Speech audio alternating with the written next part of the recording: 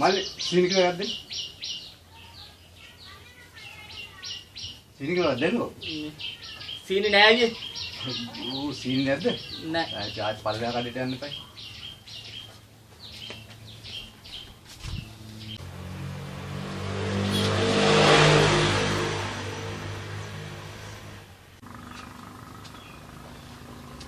මල්ලි කඩලා දීලා.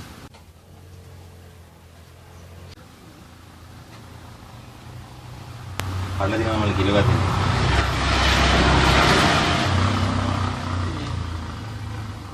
කඩලා නෑ.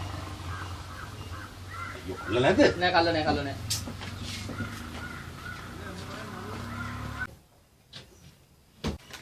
කොල්ලෝ මොකෑ බං උඹේ කොලේ? ඇයි මුදලාලි? ඇයි මුදලාලි කියන්නේ? දැන් උඹ එන මිනිහව බඩු නෑ කිය හරවලා යවනනේ බං. ඉතින් මුදලාලි මේ බඩු නැති හින්දානේ නැහැ කිව්වේ. දැන් මොනවද කඩේ නැත්තේ? මොනවද නැත්තේ කඩේ? ඉතින් මුදලාලි සීනි ඉල්ලුවා සීනි නෑ. මේ කඩලි ඉල්ලුවා කඩේ නෑ. ඉතින් නෑනේ. යකෝ බිස්නස් කරන්න ඉගෙන ගනි. හරකෙක් වෙන්න එපා. යකෝ සීනි නෑ තමයි කඩේ. ඒ උනට හකුරු තියන්නේ. ළඟ යන දෙකක් නේ බං. සීනි මොකද හකුරු මොකද? ගහලා දාපන් ගොංගේ. ඈ? දැන් අර බයි කවුද පාල්තයි ඇවිල්ලා කඩලි ඉල්ලුවා.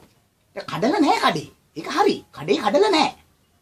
යකෝ මේ මුං යට තියන්නේ. කවුපි තියන්නේ. ළඟ යන ඒවනේ. සමාන ඒවනේ. ගහපන්කෝ ඇඟේ. තේරෙන්නේ නැද්ද බිස්නස් කරන්න? යකෝ මෙහෙම ගියොත් යකෝ සුමාන යන්න කලින් මට කඩේ වහන්නයි වෙන්නේ. හරි මුදලාලි හරි. හරකා හරියට වැඩේ කරපන්. හරි. යකෝ තොපිට පඩි ගෙවනවට අපිට ගහන්න ඕනේ. බూరు 70.